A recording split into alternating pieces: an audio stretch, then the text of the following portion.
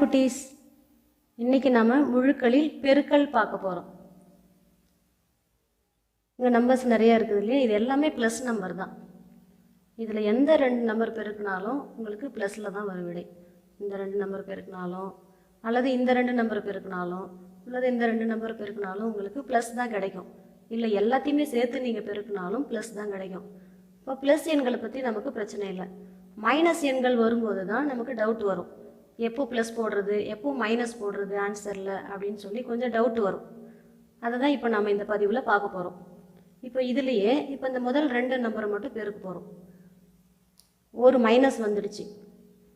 இப்போ பாருங்கள், இது -1, இது +2. இந்த 2 நம்பரையும் பெருக்கும்போது விடை -2 கிடைக்கும். 1 2 பெருக்குனா 2ன்னு நமக்கு தெரியும். இப்போ ப்ளஸ் போடணுமா மைனஸ் போடணுமா? மைனஸ் வைக்கணும். ஏன்னா இப்போ இதில் பாருங்கள், ஒரு மைனஸ் தான் இருக்குது, அது மைனஸ் தான். ஒரு மைனஸ் இருந்ததுனால அது மைனஸ். சப்போஸ் இங்கே -1, இங்கே -2 இருக்குதுன்னு வச்சுக்கோங்க. இப்போ இந்த -1ஐயும் -2ஐயும் நம்ம பெருக்கிறோன்னு வச்சுக்கோங்க. இப்போ ஆன்சர் +2. இங்கே ஒரு மைனஸ் இருக்குது, இங்கே ஒரு மைனஸ் இருக்குது. எப்பவும் போல் நம்பரை பெருக்கிக்கலாம். சாதாரணமான எண்கள் எந்த நம்பர் கொடுத்து பெருக்க சொன்னாலும் நமக்கு பெருக்க தெரியும். எல்லா எண்களையும் நீங்கள் எப்பவும் போல் பெருக்கிடலாம். அதில் இருக்கிற மைனஸை மட்டும்தான் நம்ம இப்போ கவனிக்க போகிறோம். அங்கேருந்து மைனஸ் வந்துடுச்சு, இங்கேருந்து மைனஸ் வந்துடுச்சு. அப்போ ஆன்சர் என்னவாயிடுது இப்போது? ப்ளஸ். சரி, இப்போ இந்த 3 நம்பரையும் நம்ம பெருக்க போகிறோம். இங்கே -1, இங்கே -2, இங்கே -3. இந்த 3 எண்களையும் நம்ம பெருக்கலாம். எண்களை எப்போவுமே நமக்கு பெருக்க தெரியும். 1 2 2ன்னு பெருக்கிடுவோம். 2 × 3 6ன்னு சொல்லிடலாம். இப்போ ப்ளஸ் போடணுமா மைனஸ் போடணுமா? மைனஸ் வரும். இப்போ இந்த 2 மைனஸும் சேர்ந்து ப்ளஸ் ஆகிடுது. Minus into minus plus. அப்போ ஆன்சரில் மைனஸ் கொடுக்கணும். ஆன்சர், இந்த கேள்விக்கு answer minus. Plus into minus minus. ஒன்று பார்த்தோம். இப்போ பாருங்கள், மைனஸ் இன்ட்டு மைனஸ் என்ன வந்துச்சு? ப்ளஸ் வந்துச்சு. Plus into minus minus. சரி, இப்போ இந்த தொடர்ந்து 4 நம்பர் பெருக்கிடலாம். -1, -2, -3, இப்போ -4. இந்த 4 நம்பரையும் பெருக்க போகிறோம். என் நம்பரை எப்பவும் போல் பெருக்கிடலாம். விடைக்கு மட்டும் ப்ளஸ் போடணுமா மைனஸ் போடணுமா பார்த்துடலாமா? இந்த 2 மைனஸும் மைனஸ் இன்ட்டு மைனஸ் ப்ளஸ், இந்த minus into minus plus. Answer plus. இப்போ 5 நம்பரையும் பெருக்கிடலாம். -1, -2, -3, -4, -5. 5 நம்பரையும் பெருக்க போகிறோம்.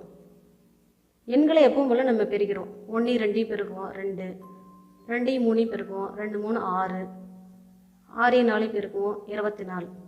அடுத்தது 24 5ஆல் பெருக்கி போட்டுருவோம். இப்போ ஆன்சரில் ப்ளஸ் போடுவோம் மைனஸ் போடணுமா பார்த்துடலாமா?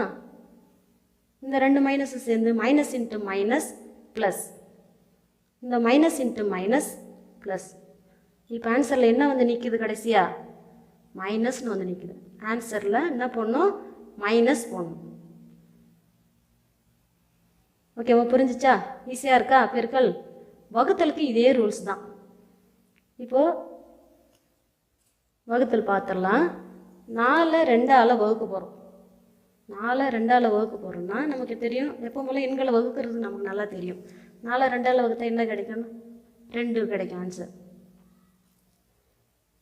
இப்போ மைனஸ் வச்சு பார்த்துடலாம். -4 2ஆல் வகுக்கணும். ஆன்சரில் இப்போ ப்ளஸ் போடணுமா மைனஸ் போடணுமா? கேள்வியிலம்மா பாருங்கள், எத்தனை மைனஸ் இருக்குது எடுத்து வச்சு பாருங்கள். ஒரு மைனஸ் தான் இருக்குது. அப்போ ஆன்சரில் என்ன போடணும்? மைனஸ் போடணும். சரி, இப்போ -4 -2ஆல் வகுக்க போகிறோம். இப்போ ஆன்சரில் என்ன வைக்கணும்? ப்ளஸ் போடணுமா மைனஸ் போடணுமா? மைனஸ் மைனஸ் டிவைட் பண்ணாலும் அதே ப்ளஸ் தான் வரும். மைனஸை மைனஸால் டிவைட் பண்ணாலும் ப்ளஸ் தான். இப்போ இந்த இடத்துல மைனஸ் வச்சுட்டு மேலே ப்ளஸ் இருக்குதுன்னு வச்சுக்கோங்க கேள்வி. இப்போ 4 -2ஆல் வகுக்கணும் அப்படின்னு சொன்னால் ஆன்சரில் என்ன போடணும்? ப்ளஸ் போடணுமா மைனஸ் போடணுமா? கொஷினில் எத்தனை மைனஸ் இருக்குதுன்னு பாருங்கள். ஒரு மைனஸ் தான் இருக்குது. அப்போ ஆன்சரில் மைனஸ். பெருக்கலுக்கும் வகுத்தலுக்கும் ஒரே ரூல்ஸ் தான். Minus into minus plus, plus into minus minus. அதாவது கேள்வியில் ஒரு மைனஸ் இருக்குது தனியாக அப்படின்னு சொன்னால் விடையில் மைனஸ். ஜோடியாக மைனஸ் இருக்குது அப்படின்னு சொன்னால் அதெல்லாம் ப்ளஸ் ஆகிடும். சிங்கிள் மைனஸ் ஒரே ஒரு மைனஸ் தனியாக இருக்குது அப்படின்னு சொன்னால் விடையில் மைனஸ் வரும். இப்போ பெருக்கல் வகுத்தல் எல்லாம் கலந்து வந்தாலும் அதே ரூல்ஸ் தான். இந்த பாருங்கள், இந்த கொஷினில் பாருங்கள், இங்கே பெருக்கலும் இருக்குது வகுத்தலும் இருக்குது. பெருக்கல் நம்ம பெருக்கி போட்டுருவோம், வகுத்தல் அந்த நம்பரால் வகுத்து போட்டுடலாம். டைரெக்டாக நம்ம கேன்சல் பண்ணி போட்டுடலாம். 6 கேன்சல் ஆகிடுது, 4 கேன்சல் ஆகிடுது, ரிமைனிங் 2 தான் இருக்குது. 2 ஆன்சரில் வந்துடுது. இப்போ ஆன்சரில் ப்ளஸ் போடணுமா மைனஸ் போடணுமான்னு பார்க்கணும்னா கொஷினில் எத்தனை மைனஸ் இருக்குது ஓவரால் மொத்தத்துலேயும் பாருங்கள். எத்தனை மைனஸ் இருக்குது?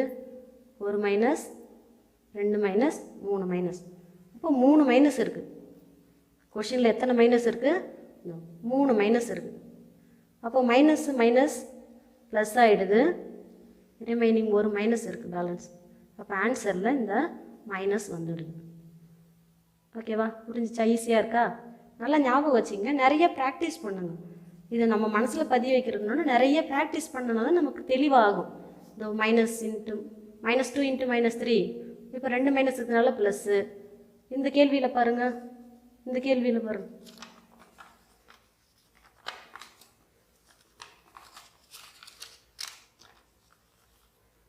இந்த கொஷினில் பார்த்தீங்கன்னா மொத்தம் எத்தனை மைனஸ் இருக்குது? 3 மைனஸ் இருக்குது. இந்த மைனஸ் சேர்ந்து ப்ளஸ் ஆகிடுது, ரிமைனிங் ஒரு மைனஸ் இருக்குது, ஆன்சரில் வந்துடுது. அடுத்தது இங்கே பாருங்கள், இந்த கேள்வியில் இப்போ பார்க்கல எத்தனை மைனஸ் இருக்குது? 2 மைனஸ் இருக்குது. 2 மைனஸும் மைனஸ் இன்ட்டு மைனஸ் ப்ளஸ் ஆகிடும். அப்போது ப்ளஸ் தான் ஒரு ஆன்சரில் ப்ளஸ் வந்துடும். இந்த கணக்கில் மைனஸே கிடையாது, அது ப்ளஸ் தான். டிவிஷன்லேயும் ஒரு மைனஸ் இருக்குது, இங்கே மைனஸ் வந்துடுது. இந்த மாதிரி நம்ம நிறைய கணக்கு போட்டு ப்ராக்டிஸ் பண்ண தான் நமக்கு டவுட்டே இல்லாமல் தெளிவாக கிளியர் ஆகும். ஓகேவா குட்டீஸ்? நீங்களும் நிறையா சின்ன கணக்கு போட்டு ப்ராக்டிஸ் பண்ணுங்கள்.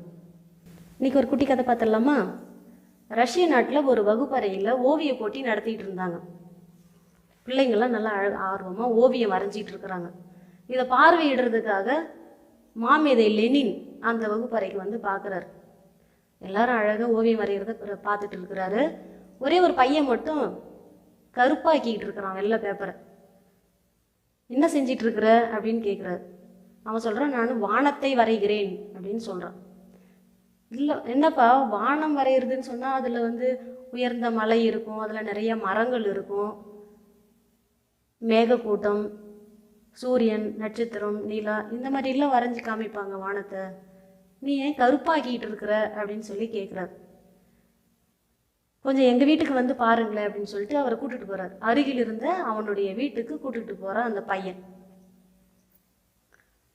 வீட்டினுடைய கதவை திறந்து காமிக்கிறான். வீட்டினுடைய பின்புறத்தில் ஒரு தொழிற்சாலை இருக்குது. அந்த தொழிற்சாலையிலேருந்து வர புகை அந்த வான மண்டலத்தையே சூழ்ந்து கருப்பாக காட்சி அளிக்குது. அந்த பையன் சொல்கிறான், எது அழகானதோ எது உண்மையானதோ எனக்கு தெரியாது. என் வீட்டு ஜன்னல் வழியே வானம் இப்படித்தான் காட்சி அளிக்கிறது அப்படின்னு சொன்னானா அந்த பையன். அவர் சொல்கிறாரு, வாழ்க்கையினுடைய யதார்த்தத்தை புரிஞ்சு நடந்துக்கிற இந்த பையன் பிற்காலத்தில் ஒரு நல்ல ஓவியனாக வருவான் அப்படின்னு சொல்லி பாராட்டி அவர் அந்த வகுப்பறையில் விட்டுட்டு போகிறார். உண்மையிலே அவன் வளர்ந்து பெரியவனானதுக்கப்புறம் அந்த நாட்டினுடைய தேசிய கொடியை வடிவமைத்து கொடுக்கக்கூடிய அளவுக்கு ஒரு சிறந்த ஓவியனாக வளர்ந்தான். இப்படி நமக்கு விஷயங்கள் தெரிய வருது. நம்மளும் வாழ்க்கையில் நடக்கக்கூடிய யதார்த்தமான ஒரு சில விஷயங்களை ஏற்றுக்கணும், புரிஞ்சிக்கணும்.